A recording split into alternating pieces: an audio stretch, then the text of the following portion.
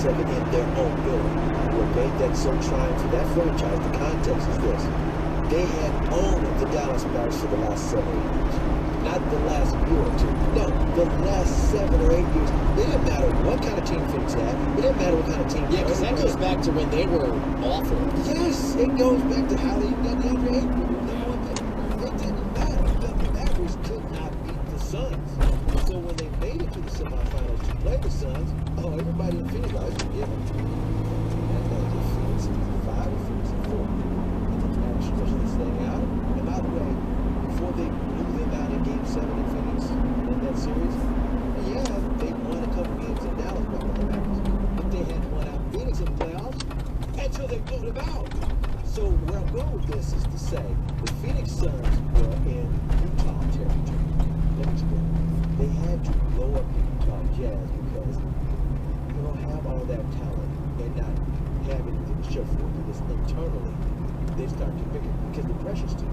So here's Phoenix with all this pressure to do something. And the Mavericks really got Kyrie. They had to pull a trigger. There's no way. Brand new owner who had literally within hours had just taken over the team officially. Yeah. So bottom line is this. They're like, we have got to do something because the Mavericks are not going to, we can't get past. They couldn't get past the Mavericks without Luka 2 weeks ago. Remember I was saying Dinwiddie led the charge? Nobody saw that coming? The Phoenix Suns can't stand the Mavericks. It's almost Eagles-Cowboys like. So the bottom line on all of this is the rest of the NBA is reacting to the moves that the Dallas Mavericks are making. And it's good to be in that kind of situation. If you're a Maverick fan, you should be feeling good about it. And I'll tell you how important it's going to be for the Mavericks to stay in the position that they are in because of those teams behind it. Now, we can look at Denver, Memphis, and Sacramento, and especially the top two, and go, really good teams and really good with depth. But when it comes to the playoffs, the depth does not mean as much. No. You are going with a lot smaller rotations. Yep. You got guys that are going to be playing. Yeah, exactly. And your top 5, top 6 guys are going to get a great bulk of the minutes. And so who has the best starting lineups? Well, you look at Golden State. He's only one game over 500. They're in the 7th spot. You don't know how long they're going to stay there because Steph is out. How long is Steph Curry be out? He got injured in the Maverick game. And New Orleans has been without Zion. They played well without Zion last year, but still, they're a weird team. In other words, you can't trust them. Yeah. They may be good, but you can't trust them. Right. But these are the ones that just make sure you got home court against somebody, that you play in this. I mean, even the Lakers that are looking at a play-in, that's, you want to talk about addition by subtraction, getting Russell Westbrook, out of there. With the way that LeBron is playing, and if AD can stay healthy, now bringing back DeAndre, exactly. But let's just say, for argument's sake, that they do. He is. Just for playoffs. I mean, that's significant. Yeah, they ain't getting Russell back. Yeah, D'Angelo Russell. The thing about that squad, they don't have depth beyond that. And that's one of the reasons why with Russell Westbrook's contract, that has no bearing on the fact that him, AD, and LeBron all get along personally off the court.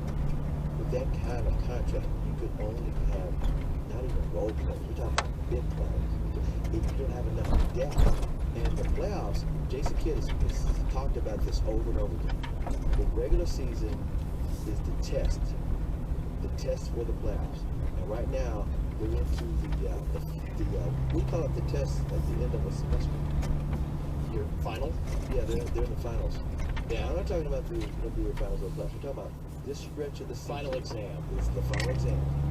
The coach is going to be looking at the better matchups. They know the majority of the roster, who's going to fit along well with whom.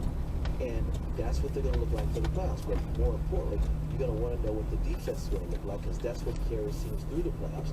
And whoever's got a really good defense in the playoffs, that's who usually wins the series, because you take away the other team's offense. That's why, even though Rick Carlisle was coaching some of the best offenses of all time, they could never get out of that first round. I'm talking about his last 2 years, because the other team's defense was going to win. And back to what the Dallas Mavericks may or may not do in the playoffs, based upon the tight rotations and players that are going to play a long time.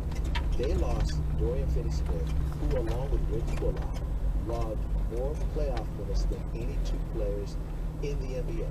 More so than anybody on the Boston Celtics, or the Golden State Warriors, and those two teams even made it to the playoffs, to the finals with more games to go. Insert Josh Green if we're going to do it minutes-wise. See, I'm glad you brought that up because last summer, I was telling Reggie at the table, it was last September, I said, watch out for Josh Green.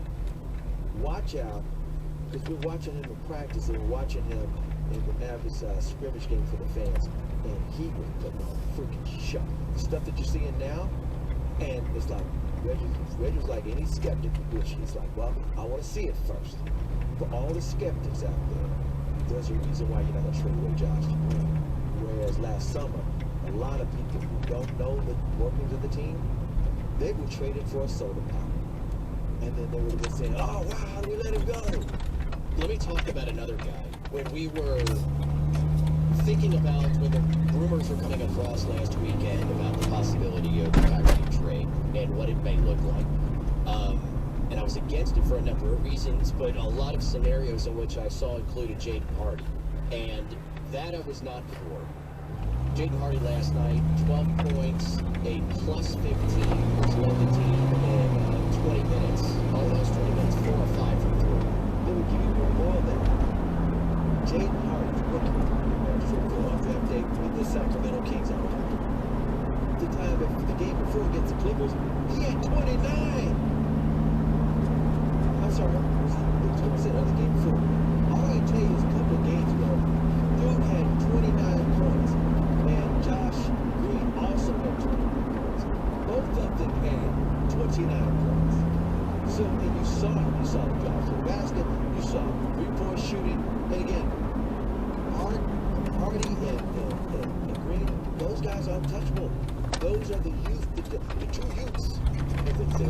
Utah was that game. Yeah, I was about to tell you. It was that Utah game. Yeah. Two youths did it to Utah. It's fascinating. And by the way, there's no other trade deadline than like the NBA trade deadline. That's right. I was excited. And the biggest movement of big name players ever at the NBA trade deadline. Real quick, with 832 CA, I remember you talking about that. Who did you say told Josh Green to just shoot the dang ball and not think too much about his shotgun? That's from Jerry. It was Kyle Lowry. This summer, when all the Mavericks had the players in the summer league, Josh Green was in Vegas, but he wasn't a part of the team. He was working out on his own with Kyle Lowry, and Kyle Lowry's buddy. Kyle Lowry was his home. Yes, Kyle Lowry told him, everything in the game is great. Keep rushing the three-point shot.